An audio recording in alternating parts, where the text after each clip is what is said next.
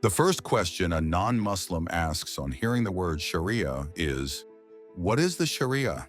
This is a perfectly natural question.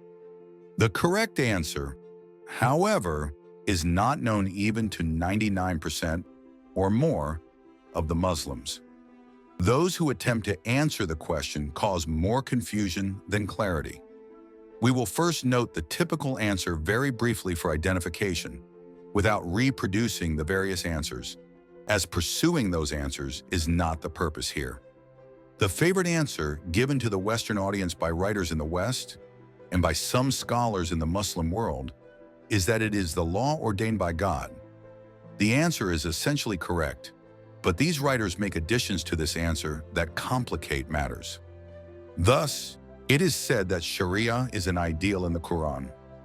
What goes by the name of Islamic law or fiqh, on the other hand, is the human version or the jurist's interpretation of the Sharia, and it can differ from person to person with the passage of time. In other words, this human version is in reality not God's Sharia. Rather, it is what each jurist says it is. It is also implied that the Sharia is an unattainable ideal.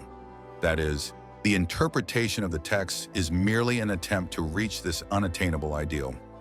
The question to be raised with respect to such an answer is, why would the Lord hold human beings liable for what is not in reality Sharia, but a man-made version of it? From another perspective, it is seen that the earlier jurists still exercise an authority over the people. To undo this authority, it is again suggested that the Sharia is an unattainable ideal, and what the people follow is merely a human interpretation. The Sharia is permanent and infallible, while the human interpretation is subject to error and to change. Thus, they imply that there is nothing permanent about what the jurists have presented as fiqh or the interpreted version of the Sharia.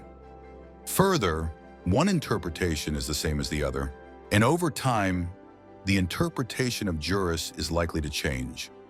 The main purpose is to show that the authority of the earlier jurists may be cast aside with ease and a new one may be preferred. To answer the question about the meaning of Sharia, we say the Sharia, in simple words, consists of two things: rules of conduct called fiqh and the tenets of faith called Aqeedah.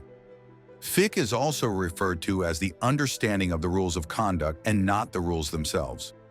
Tenets of faith are important for understanding the meaning of Sharia, as there are certain things related to law that are based on faith.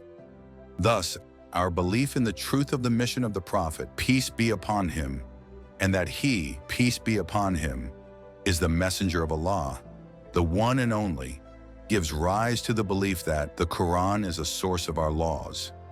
This principle is a matter of faith and not understanding, as it cannot be proved by reason. The same applies to taqlid of the Prophet, peace be upon him. As we believe that he, peace be upon him, is the messenger of Allah, we must consider his commands and directives to be binding. This belief is affirmed in the Quran on many occasions, where the believers are asked to obey the Prophet, peace be upon him. There are some jurists who would add belief in consensus to this list, but we may not pursue this idea here. It must be stated here that fiqh is exactly the same as the Sharia, insofar as the rules of conduct or law are concerned. The Sharia is not some unreachable ideal existing in the texts alone. The Muslim jurists have answered this issue in two ways. The first is the position of the Hanafi school.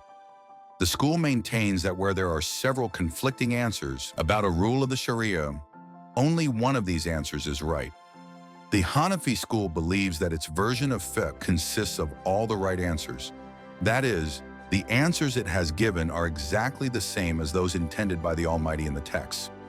This explanation is based on the issue in usul, whether each mujtahid or jurist is right or only one has the right answer. The Hanafis believe that there is only one right answer. A tradition related to the issue is that one who makes a mistake gets one reward for trying, while he who is right gets two. A similar issue has been raised by Ronald Dworkin for law, that there is only one right answer. As compared to the position of the Hanafi school, most other schools, Especially jurists like Imam al-Ghazali believe that every mujtahid is right. Thus, these jurists believe that the version of fiqh of each school is right and is exactly the same as the Sharia law intended by the lawgiver in the text. The argument is something like this. The versions of fiqh or opinions are like the different colors in the universe.